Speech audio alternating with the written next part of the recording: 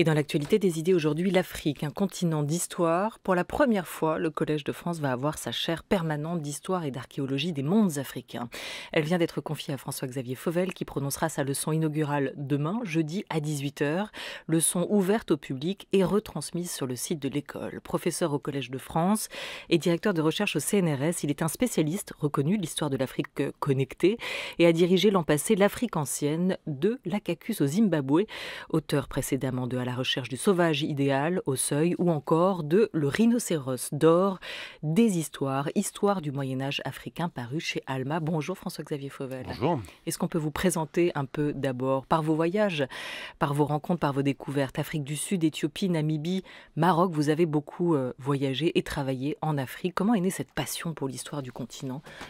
Très difficile à retracer, surtout soi-même, une biographie, un parcours intellectuel. En fait, ça n'est qu'un parcours intellectuel, il n'y a pas eu de vocation d'enfance, ça n'est qu'un parcours intellectuel, une série d'accidents, une série d'affectations à l'étranger, une série d'opportunités de faire de la recherche, de faire du terrain, de travailler avec des collègues africains et français ou d'autres nationalités sur différents terrains. Et puis aussi une frustration depuis longtemps rencontrée de n'être pas assez près des sources et assez près des sociétés.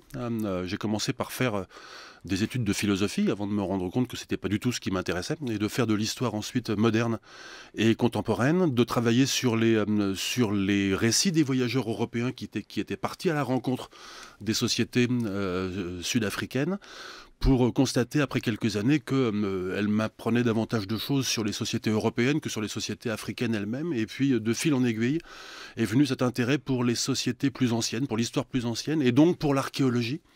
Et puis, j'ai travaillé ensuite, comme vous l'avez rappelé, en Éthiopie, et là, véritablement au contact du terrain.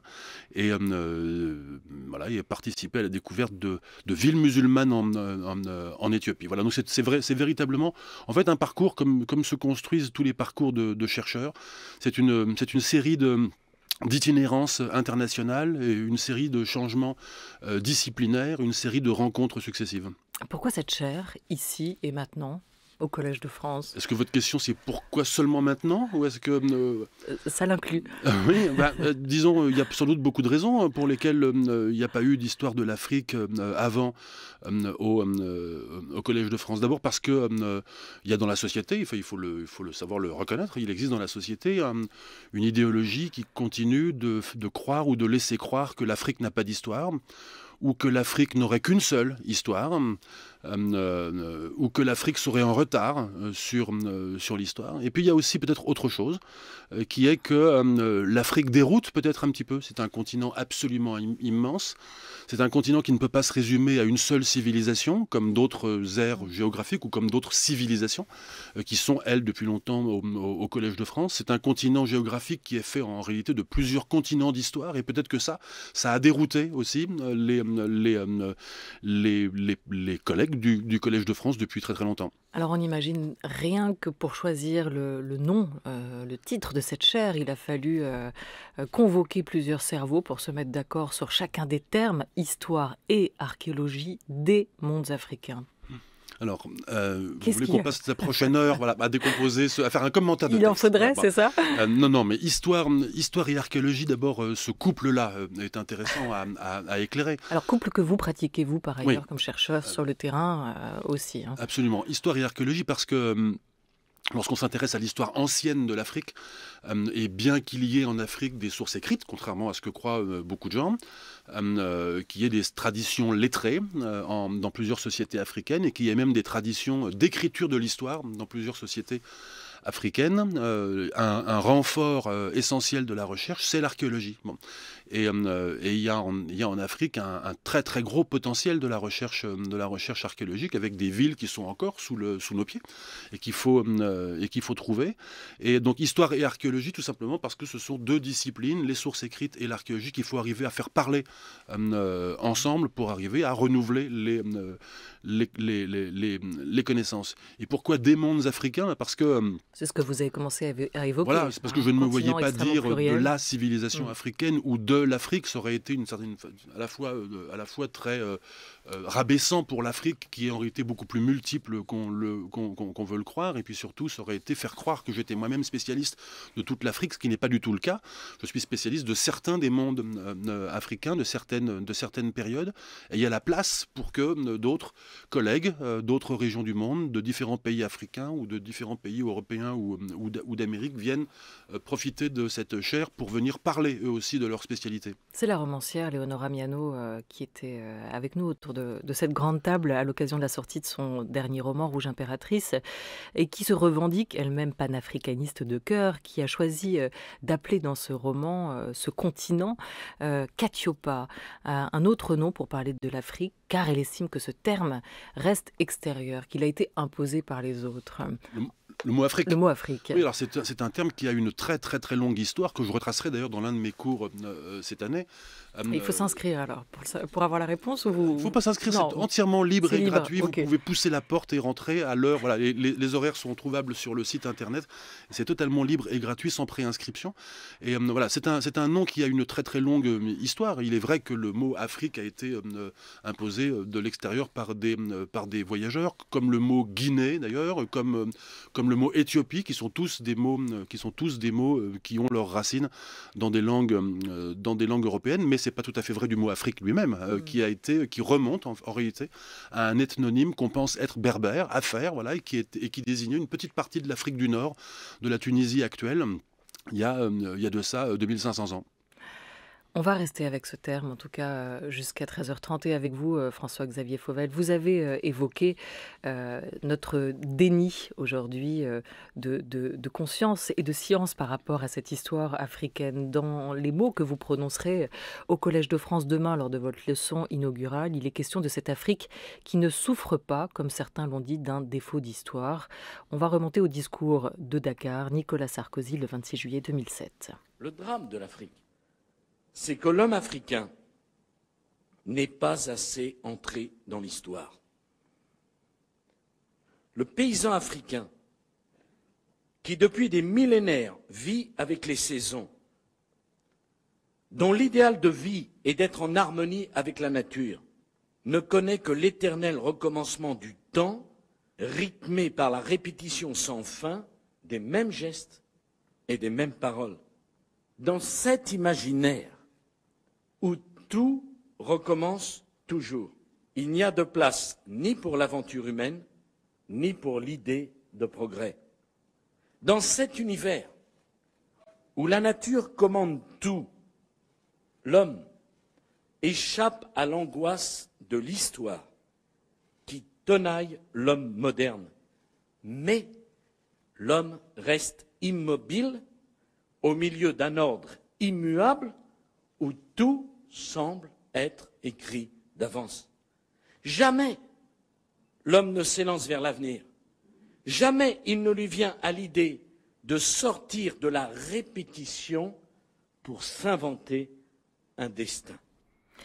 Discours extrêmement stigmatisant quand on le réécoute bien, qui aussi fait dire ou laisse croire que l'Afrique serait un continent sans avenir et, point d'interrogation, un continent sans histoire ou sans passé.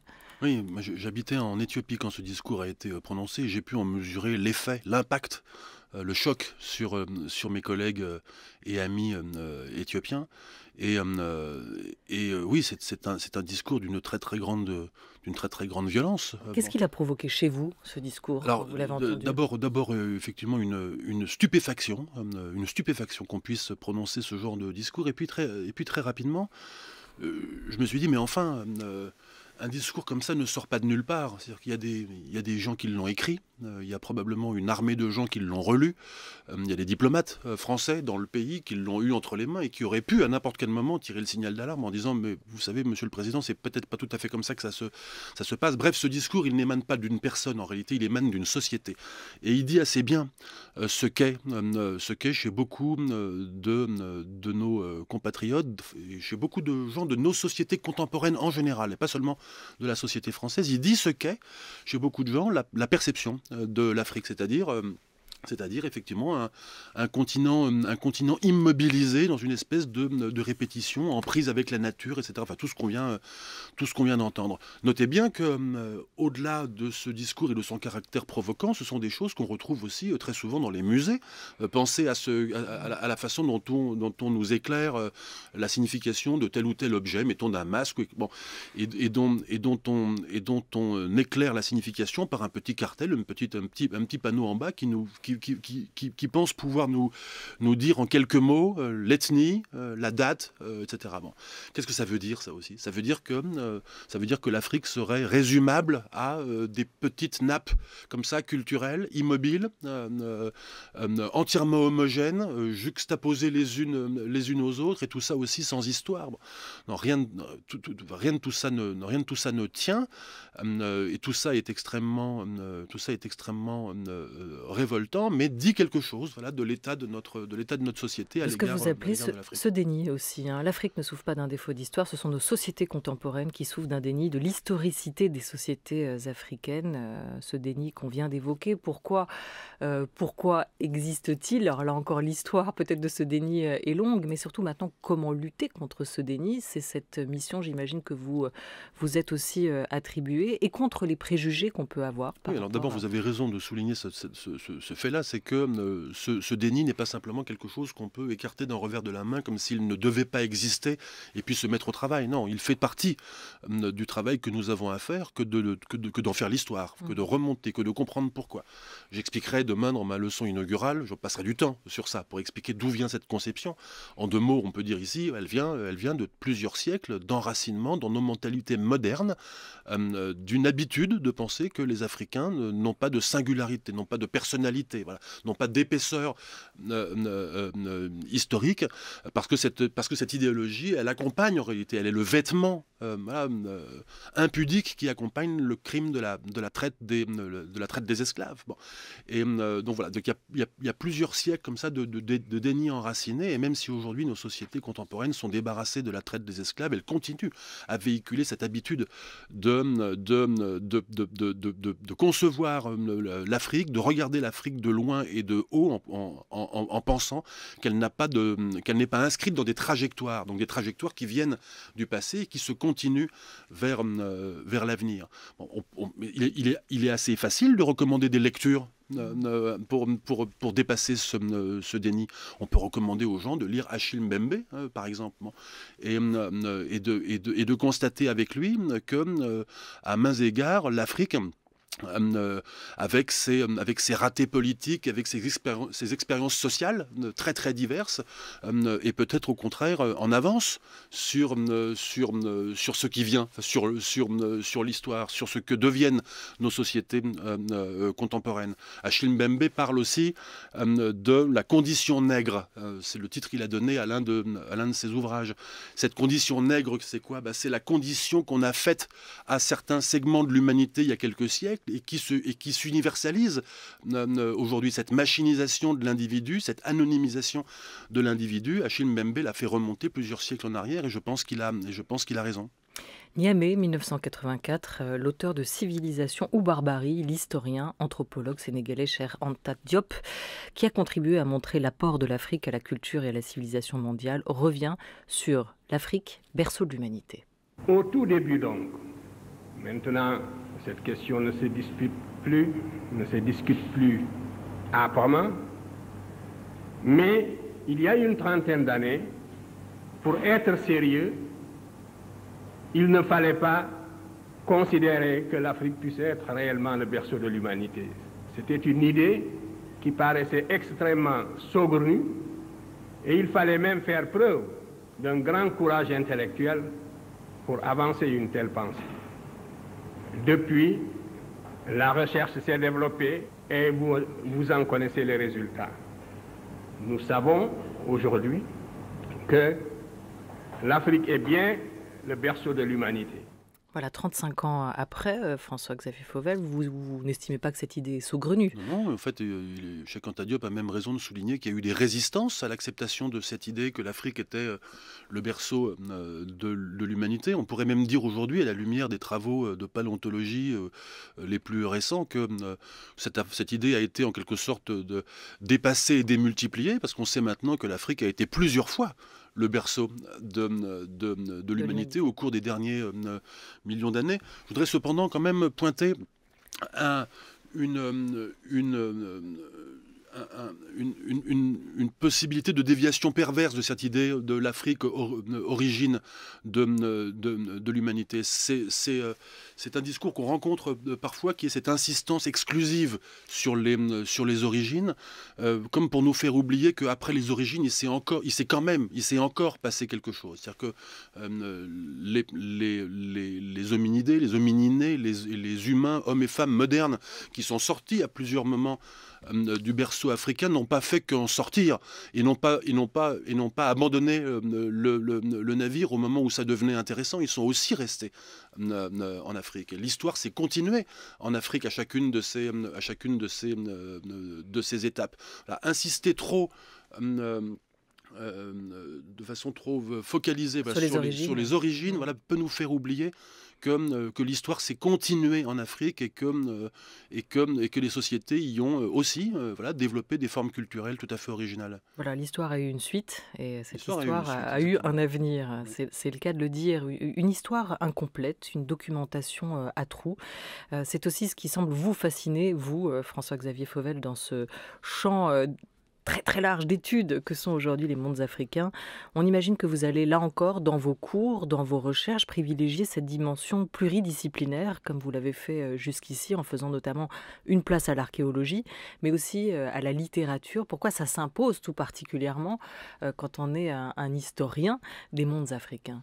Oui, l'une des choses que je trouve très intéressante dans ce métier d'historien de l'Afrique, c'est que on n'est pas contraint d'être dans le mimétisme des autres formes d'histoire qui ont lieu ailleurs, et en particulier pas dans la façon de raconter, de narrer cette histoire. Et l'un des défis qui se présente à nous, et qui est aussi une ressource intellectuelle, méthodologique et intellectuelle pour nous autres, les historiennes et historiens de l'Afrique, c'est précisément de pouvoir raconter les choses d'une façon différente. Et parmi ces façons différentes, il y a par exemple la forme de l'enquête, voilà, qui est l'une des formes qu'affectionnent les historiennes et historiens de l'Afrique. Pourquoi enquête? Parce que l'enquête est par définition toujours inachevée et qu'il y a tant à faire encore sur le continent africain. On ne peut pas toujours en Afrique présenter des états de la recherche définitifs et il faut souvent savoir se contenter d'états de la recherche suspendus à la prochaine découverte. Bon. Pensez par exemple à l'histoire du Mali. Comment faire pour raconter l'histoire du Mali avec tout ce qu'on sait? Et on sait beaucoup de choses sur l'histoire du Mali, mais on ne sait pas où était la capitale au milieu du XIVe siècle du royaume du Mali. Donc évidemment, c'est selon qu'on trouvera dans 10 ans, dans 20 ans, dans 30 ans, la capitale du Mali dans telle ou telle région, du Mali actuel ou pas, ou des pays voisins, on racontera évidemment l'histoire de façon très très différente. Ça fait partie de vos grandes quêtes aujourd'hui? C'est pas seulement la mienne, c'est celle de tous les historiens. Et vous travaillez dessus en ce moment. Qui travaillent sur ces périodes anciennes ou médiévales. Oui, ça fait partie des mystères irrésolus. Et il y en a d'autres, il y en a beaucoup d'autres. Mais on le sait qu'il y en a beaucoup d'autres parce qu'on a des sources grecques anciennes, on a des sources arabes, on a des sources écrites en arabe à Tombouctou, écrites en arabe dans d'autres, ou écrites en guèze en Éthiopie, qui soulignent l'existence d'un certain nombre de sites, de villes, et qui ne nous permettent pas encore de les trouver. Donc on sait que beaucoup de choses nous attendent encore dans le sous-sol. Résolue ou pas, une histoire que vous connaissez bien et que vous allez pouvoir nous raconter est celle de la Vénus Hottentote. Un cercueil recouvert du drapeau sud-africain, des obsèques solennelles au rythme des danses traditionnelles. Les autorités sud-africaines ont choisi la journée nationale des femmes pour rendre à sa terre natale les restes de Saradji Bartman. Car celle qui reste connue sous le nom de Vénus Hottentote est aux yeux de tous ici un symbole, celui des Africains victimes du racisme et du colonialisme. Quand elle est morte, Sarah Baartman avait été éclairée sur les méthodes et la barbarie de ceux qui se disaient l'homme par excellence. Mais elle n'avait pas été domptée. Bien que son peuple n'ait pas connu physiquement l'Europe, cette Europe appelée à diriger des empires, lui aussi a été éclairé sur les méthodes et la barbarie de l'homme par excellence. Comme elle, il n'a pas été dompté. De quoi cette Vénus est-elle le symbole pour De vous quoi est-elle, oui, de quoi est-elle le L'histoire. symbole ou de quoi est-elle le nom? Elle est le nom de cette histoire précisément, de cette longue histoire de regard porté par l'Occident sur l'Afrique, en l'occurrence sur le sud de l'Afrique. L'histoire de cette femme qui, vous le savez sans doute, a été exhibée au tout début du 19e siècle en Angleterre, puis en France, etc., a fait l'objet d'une espèce d'engouement populaire. Et dont les restes mortels sont restés ensuite en France au musée de l'Homme jusque dans les années 1970 à Paris, et qui ont ensuite été restitués à l'Afrique du Sud dans les années 2000. On a donc là une espèce de trajectoire de son vivant et puis ensuite après sa mort, dans les deux sens, dans le sens Afrique du Sud, Europe, et puis dans le sens Europe, Afrique du Sud, qui exprime voilà, en raccourci l'histoire alternée de ces regards entre ces deux régions du monde, et puis le retour, la restitution, puisque c'est quand même de ça qu'on parle, la restitution des restes funéraires de Sarah Baartman à l'Afrique du Sud, et donc qui est réenterrée dans le village près de Hanki où elle était née. Et vous avez beaucoup travaillé sur les Hottentotes, hein, justement sur ce peuple du sud de l'Afrique. Oui, j'ai consacré à cette société, oui, qui m'intéresse beaucoup depuis très très longtemps, plusieurs livres, voilà, dont deux livres. Voilà, en fait, l'un de mes premiers qui s'appelait L'invention du Hottentot, qui était une histoire de la façon dont s'était construit ce regard négatif, ce regard péjoratif sur les sociétés du sud de l'Afrique en Europe, et puis un livre beaucoup plus récent qui s'appelle À la recherche du sauvage idéal, qui déconstruit, qui remonte dans le temps pour essayer d'aller retrouver, de repartir à la rencontre, en quelque sorte de réorganiser la rencontre ratée avec cette société qui a disparu au début de l'époque moderne.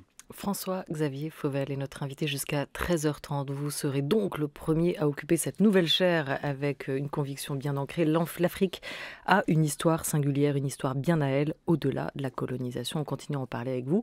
France Culture, il est 13h18. France Culture, la grande table, Olivia Gesbert. On peut donner un autre exemple parce qu'ils sont toujours parlants, François-Xavier Fauvel. C'était le titre de votre ouvrage paru en 2013, Le rhinocéros d'or, intéressant parce qu'il y racontait non pas une grande histoire, mais des histoires du Moyen-Âge africain. Ce rhinocéros d'or, cette figurine est-elle aussi extrêmement symbolique? Quelle place dans l'histoire sud-africaine? Quelle controverse a été suscitée par cette petite figurine? C'est très intéressant, c'est un petit rhinocéros en or qui vient d'une tombe qui a été pillée dans les années 30 par des colons blancs qui allaient faire un pique-nique sur une colline tout au nord de l'Afrique du Sud. Ça se passe près de la rivière, près du fleuve Limpopo qui fait la frontière avec le Zimbabwe. Et c'est quelques colons blancs qui ont déterré, comme ça, qui ont fouillé en tous sens, qui ont remué le sol, comme font souvent les pilleurs du dimanche, voilà, et ont récupéré de l'or. Et puis quelques semaines plus tard, l'un d'eux, pris de remords, a écrit à son ancien professeur d'histoire à Pretoria, qui s'appelait Léo Fouché, un afrikaneur libéral, qui était historien, très très grand historien du reste, et qui a tout de suite, au nom de l'État, acheté la ferme, sanctuarisé la ferme où était cette tombe, et puis organisé des fouilles qui ont duré plusieurs décennies.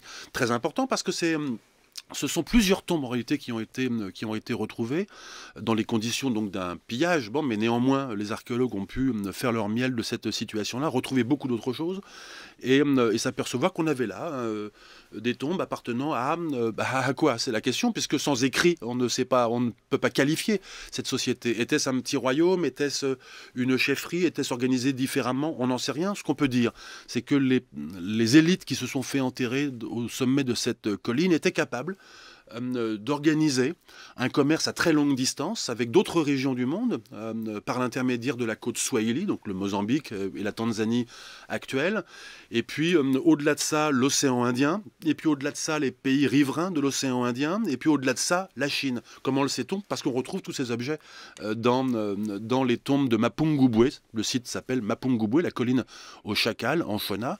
Et voilà, donc on est capable de dire sur la base de ce site archéologique mal trouvé, bien fouillé ensuite, qu'on a eu là une petite société de l'intérieur du continent, du Moyen-Âge, voilà, et connectée avec d'autres régions du monde, et participant d'une certaine façon, c'est ce que j'ai voulu dire aussi dans le Rhinocéros d'or, participant d'une certaine façon à une espèce de conversation globale des sociétés, connectées les unes avec les autres. En témoignent ces marchandises qui circulent à travers tout le vieux monde, de sud de l'Afrique jusqu'à la Méditerranée et jusqu'à la Chine. Alors quand on parle de pillage, quand on parle de circulation, on peut aussi parler ensuite de restitution. Jacques Chirac avait donné son nom au musée du Quai Branly, passionné qu'il était d'arts africains. Ce musée inauguré en 2006, non sans polémique, avec des accusations de relents colonialistes et impérialistes au moment de son ouverture. Cette chaire que vous allez occuper, François-Xavier Fauvel, n'a pas fait heureusement l'objet ou le sujet de telles controverses. Peut-être certains auraient aimé qu'elle revienne à un Africain. C'est notamment un souhait qui avait été formulé par Achille Mbembe, que vous citiez sans rancune à l'instant au début de cet entretien. Mais vous avez aussi tous expliqué que beaucoup des chercheurs préfèrent aller, ce qui aurait pu être votre parcours et votre parcours universitaire, enseigner aujourd'hui ou faire partie de centres de recherche aux États-Unis.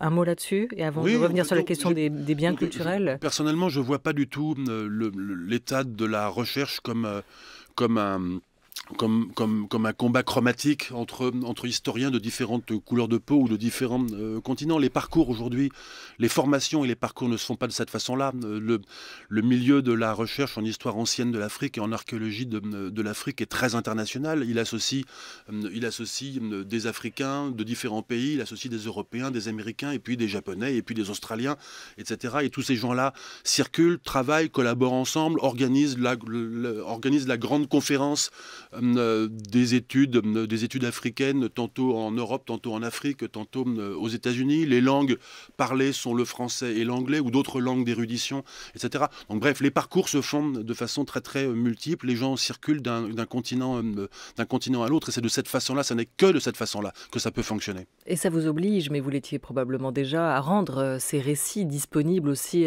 au plus grand nombre, à faire circuler ces savoirs que vous allez mettre à jour aussi à travers cette chaire d'histoire et d'archéologie des mondes africains du Collège de France. Comment faire d'ailleurs un lieu ouvert, un lieu de circulation?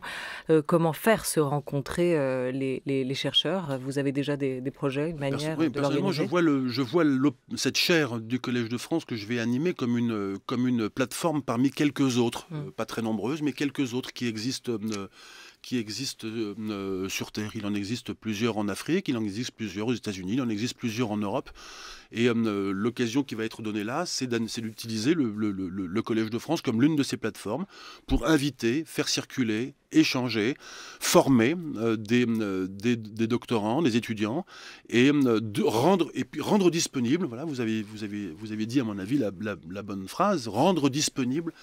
Il y a aujourd'hui rien de plus urgent que ça, parce qu'en fait, il y a un manque d'Afrique, il y a un manque d'histoire de l'Afrique partout, dans toutes nos sociétés contemporaines, en particulier chez celles et ceux de nos compatriotes qui sont d'origine africaine, mais pas seulement. Il y a un manque d'Afrique tout court, et combler ce manque passe nécessairement par l'exercice de cette responsabilité-là qui consiste à rendre disponible. Voilà. C'est trop facile de se réfugier dans sa spécialité, d'étudier les sources dont on est spécialiste, de publier dans des revues dites à comité de lecture, voilà, mais inaccessibles à la plupart des gens. Voilà, il y a aussi une responsabilité à exercer qui est de rendre disponibles les savoirs. Alors 2018, l'an passé, publication du rapport sur la restitution des biens culturels, rapport qui préconisait le retour définitif et sans condition sur le continent africain des œuvres d'art africaines présentes sur le territoire français.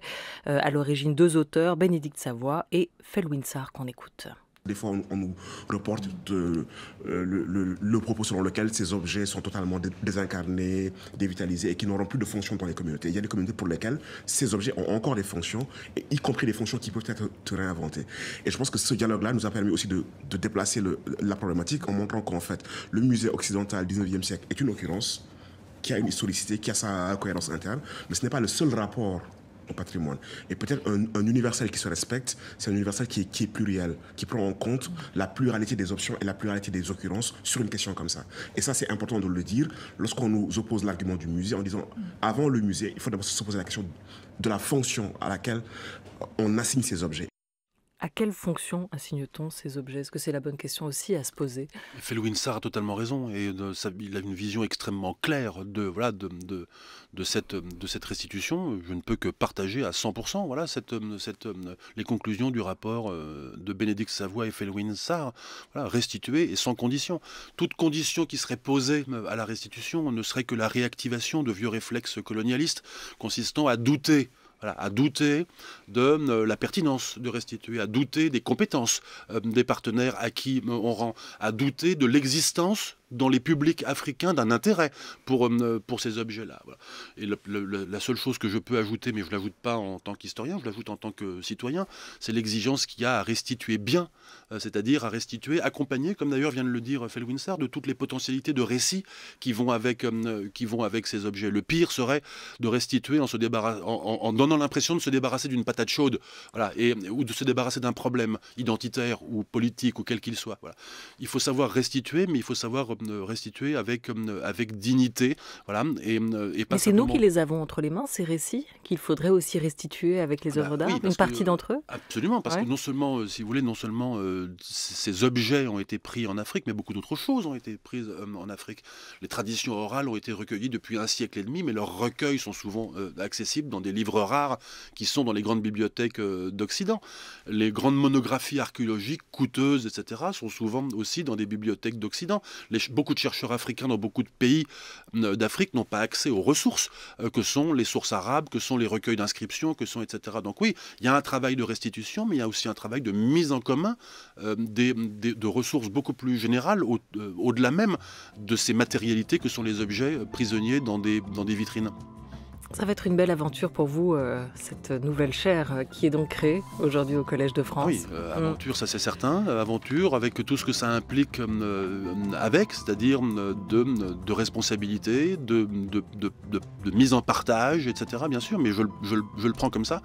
Et je ne fais pas partie des chercheurs qui travaillent isolément. J'ai toujours travaillé de cette façon-là.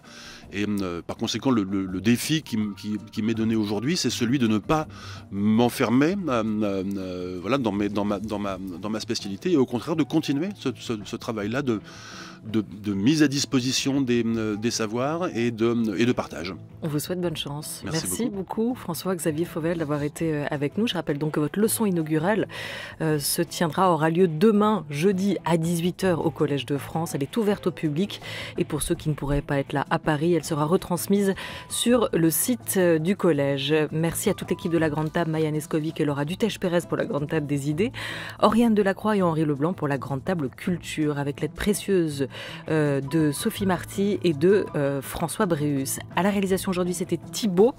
À la réalisation, c'était Éric Lancien, je vais y arriver, avec Thibaut Nassim Ben. Et à la vidéo, Jordan Fuentes et Morgane Danan. En gros, merci à tous.